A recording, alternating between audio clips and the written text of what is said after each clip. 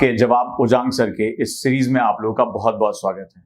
आप लोगों ने जो प्रश्न पूछा कि सर हमारे सामने जो दिक्कतें आ रही हैं उसका सॉल्यूशन क्या हो सकता है, तो इस सीरीज में मैं उनके जो है जवाब देने की कोशिश करूंगा। आज पहला सवाल है जो सबसे ज्यादा बार पूछा गया कि 12वीं के बाद जब आईएएस की तैयारी करें तो सर क्वालिफिकेशन क्या होना चाहिए। कई बच्चों ने मैसेज किया कि सर क्वालिफिकेशन हम फर्स्ट डिवीजन नहीं है या हमारे मार्क्स बहुत अच्छे नहीं है, तो क्या हम यूपीएससी की तैयारी कर सकते हैं। दूसरा किसी ने पूछा कि सर ज्यादातर लोग कह रहे हैं कि बीए ले लो ताकि जो है उसमें बीए से सिलेक्शन सबसे ज्यादा होता है, आप अगर साइंस साइड लेते हो तो आपका सिलेक्शन नहीं होगा। तो मैं आज इन विषयों पे बात करूंगा कि क्या चीजें आपके लिए जरूरी हैं और क्या चीजें मिथ हैं, और मैं उम्मीद करूंगा कि इस वीडियो को देखने के बाद आपके कई प्रॉब्लम का सॉल्यूशन आपको मिल जाएगा। जब हम पहली बात करें कि 12th में आपके परसेंटेज कितने होने चाहिए, तो ज्यादातर ये क्वेश्चन पूछा जाता है। तो जहां तक मैं यूपीएससी के जो नोटिफिकेशन को देखता हूं, समझता हूं, यूपीएससी कहीं पर भी आपसे जो आपका परसेंटेज नहीं मांगता है, राइट। यानी कि आपसे ये नहीं कहेगा कि आप अगर फर्स्ट डिवीजन हो तभी आप जो यूपीएससी को क्वालिफाई कर सकते हो। बहुत सिंपल सा फंडा है, क्योंकि उनको प्रशासनिक अभियोग्यता यानी कि एडमिनिस्ट्रेटिव एप्टीट्यूड वाले बच्चे चाहिए।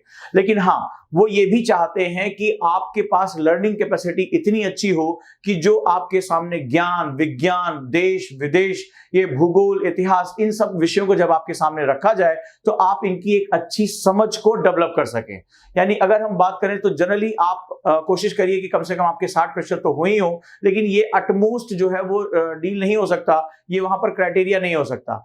आप जहां पर भी हो, तमाम ऐसा रिजल्ट देखा गया कि तमाम ऐसे बच्चे जिन्होंने कभी फर्स्ट डिवीजन नहीं क्वालिफाई किया, उन्होंने यूपीएससी जो है वो बड़े आराम से उन्होंने क्रैक किया।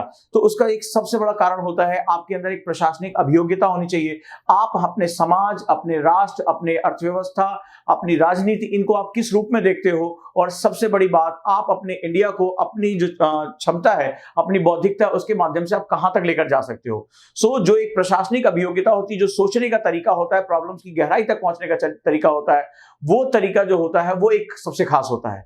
तो यहां पर आपको अपने जो एडमिनिस्ट्रेटिव एप्टीट्यूड है उस पर आपको सबसे ज्यादा फोकस करके रखना पड़ेगा।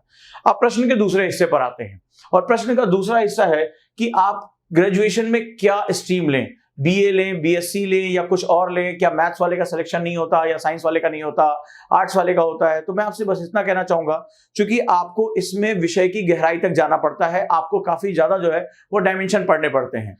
आर्ट्स वाले को इकोनॉमिक्स भी पढ़नी पड़ती है, कॉमर्स वाले को साइंस भी पढ़ना पड़ता है। तो इसमें विषय की पारंगतता जो है वो एक विविध आयाम बहुत आवश्यक है। यहां पर यह बहुत महत्वपूर्ण नहीं है कि आप आर्ट साइड से पढ़ के आए हो या साइंस साइड से पढ़कर आए हो।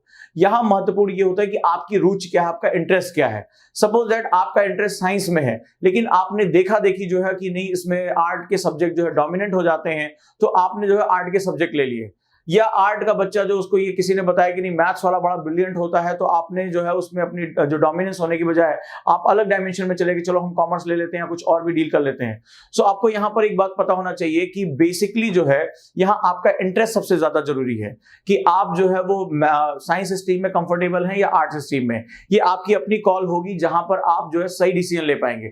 बस ये ध्यान रखिएगा कि यूपीएससी में किसी स्ट्रीम विशेष को जो है वो बहुत फोकस नहीं किया जाता, राइट। यहां पर जो होता है वो सभी विषयों को लगभग एक एनलार्जमेंट दिया जाता है। हाँ, ये जरूर देखा गया कि कई बार यहाँ ह्यूमैनिटी के सब्जेक्ट्स को जो है वो एज मिल जाती है, लेकिन इस बार का मिथक जो है वो और भी टूटता है। तमाम इंजीनियरिंग स्टूडेंट जो है वो यूपीएससी में बहुत अच्छा कर रहे हैं। यानी ये बिल्कुल नहीं कहा जा सकता कि जिसका बैकग्राउंड आर्ट्स का है वही यूपीएससी में बहुत अच्छा कर पाएगा। यहाँ सारा खेल आपके इंटरेस्ट का है, आपकी अभिरुचि का है। आप वाकई में यूपीएससी को दिल से जीते हैं, उसको क्रैक करना चाहते हैं, और इसके भी पार कि सिर्फ मुझे इस एग्जाम को क्रैक नहीं करना है। अगर आपके अंदर मोटिवेशन फोर्स है कि मुझे अपनी कंट्री को कुछ देना है, मुझे अपनी सोसाइटी के लिए कुछ करना है, और मेरा कंट्रीब्यूशन इस देश में याद रखा जाएगा, अगर ये आपका मोटिवेशन है, तो आप किसी भी स्ट्रीम से हो, आप बेहतरीन और बहुत अच्छा कर सकते हो, और यहां पर जो है यूपीएससी आपका स्वागत करेगा। तो ऐसी कंडीशन में जो दो बहुत महत्वपूर्ण चीजें हैं, आप बिल्कुल इस दिमाग से डर निकाल दीजिए कि अगर आप जो है गोल्ड मेडलिस्ट नहीं है, आप जो है वो आपने जो है बोर्ड एग्जाम टॉप नहीं किए हैं, तो आप यूपीएससी नहीं कर सकते हैं। ये सवाल है कि आपकी कॉल क्या है और आप कब से अपनी लाइफ को चेंज करना चाहते हैं, राइट। बहुत महत्वपूर्ण बात चेतन भगत ने अपने उपन्यास में लिखी है कि अगर आप अपनी जिंदगी में कहीं भी पहुंचना चाहते हैं, तो आप 2 साल तक अपने आप को एक लक्ष्य के लिए लगा दीजिए, अपने आप को कमरे में बंद करिए और चाबी फेंक दीजिए। ऐसा उन्होंने अपनी किताब 5 पॉइंट समवन में लिखा, और यही बहुत महत्वपूर्ण बात है कि जब भी आप अपनी लाइफ में कोई परिवर्तन करना चाहते हैं, आपका इतिहास क्या रहा इससे कोई मतलब नहीं है। आप बहुत अच्छे स्टूडेंट रहे हैं, नहीं रहे हैं, लोगों ने आपको ताने दिए हैं, लोगों ने आपकी टांगे खींची हैं, कोई बात नहीं है। जिस दिन आपको ये लग जाए आपके इस दिल पर कि मुझे यहां से अपनी लाइफ को एक बड़ा डायमेंशन देना है, तो दुनिया में हजारों ऐसे एग्जाम्पल हैं जिनको लोगों ने नालायक कहा, जिनको कहा कि आप बहुत अच्छा नहीं कर सकते, और सडनली उन्होंने अपनी दुनिया को जो है चेंज करके दिखा दिया।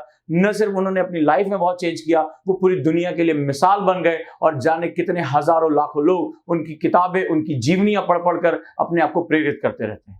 तो मैं बस इतना चाहता हूं कि आप लोग भी आगे बढ़े, अपनी लाइफ में चेंज करें, और आपका इतिहास क्या रहा है, आपका अतीत क्या रहा है, इस बात से मतलब नहीं है। यहां से अपने आप को एक जबरदस्त चेंज दीजिए कि मुझे 2 से 3 साल अपने लक्ष्य के लिए अपने आप को झोंक देना है, और जहां मैं पहुंचना चाहता हूं वहां मैं पहुंच के रहूंगा। तो दोस्तों, इस तरह अपनी तैयारी को आगे बढ़ाइए, जहां से आप अपनी लाइफ को एक जबरदस्त ट्विस्ट दे सकते हैं। धन्यवाद दोस्तों।